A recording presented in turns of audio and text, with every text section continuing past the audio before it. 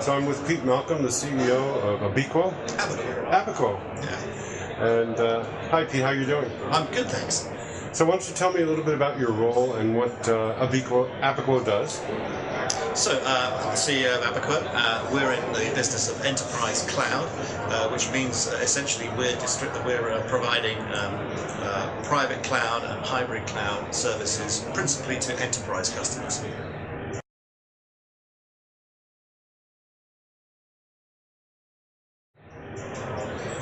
So what is it that you're offering to customers today? What is your software, your platform, your services? So we're a software company.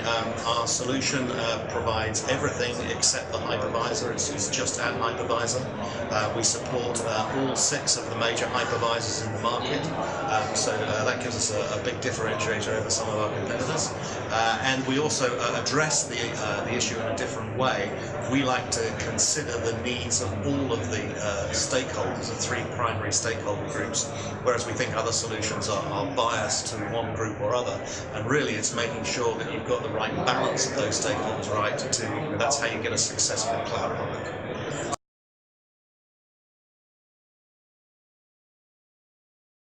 So tell me a little bit about customer wins and case studies that stand out. We have kind of 3 groups of customers.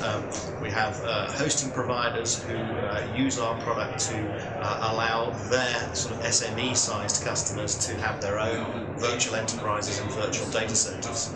Then we have a category of MSP customers, if you like, bigger hosting providers who service the enterprises.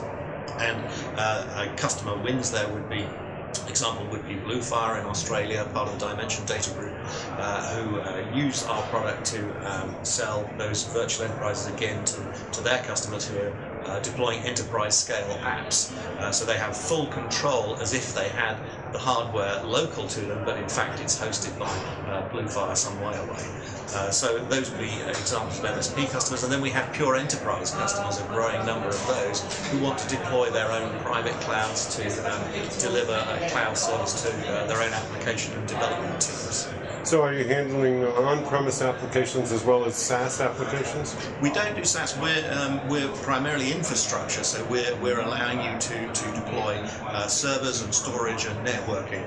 The application would be determined by whatever you decide to, how you put those pieces together.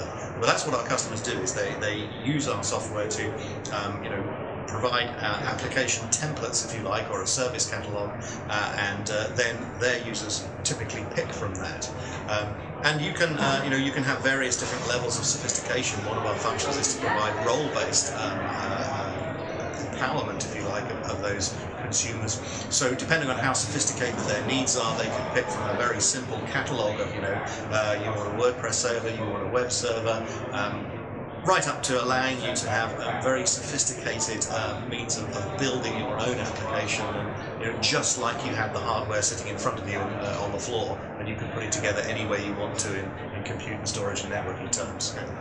We just introduced a new capability, which is in advance. We've had chargeback and we've had showback to show people what they've consumed. Now we've got a new function, show forward, which actually allows you to see what something is going to cost you before you provision it. So at that moment when you're going to decide what it is you're going to put out there, it tells you this is going to cost you, $47 a month or whatever it is. And it's kind of, if you like, it's the exact opposite of the Amazon model, where you don't actually learn until right at the end, until you get your credit card statement almost, what it's costing you. Here you know beforehand. And this is going to deal with the issue of over-provisioning that we believe is out there. We believe there's a huge amount of resource that's being deployed and is not being used. We actually ran a blog on this for our keynote at Cloud Expo here, and we got quite a lot of feedback that people said, yeah, that really is happening out there. In fact, one company said, we did a trawl out to find all the virtual machines that had 0 CPU, disk and network activity, and they found hundreds of them. More than 20% of the VMs that they had in their environment were in fact idle. Now, if you can eliminate those, and you eliminate those by allowing your users to do just-in-time provisioning, if you empower them to do that, and you do things like the show forward to tell them how much it's costing them, you might actually change behaviour and have people only provisioning what they actually need to. Cost savings are potentially huge. So you're offering a higher efficiency level for Absolutely, efficiency. customers. I mean, people forget that the whole purpose of the cloud, yeah, sure, the agility that you get from self-service and all that, but at the end of the day, the economics are what's going to drive the cloud forward. And this clearly is a way of getting a tangible return.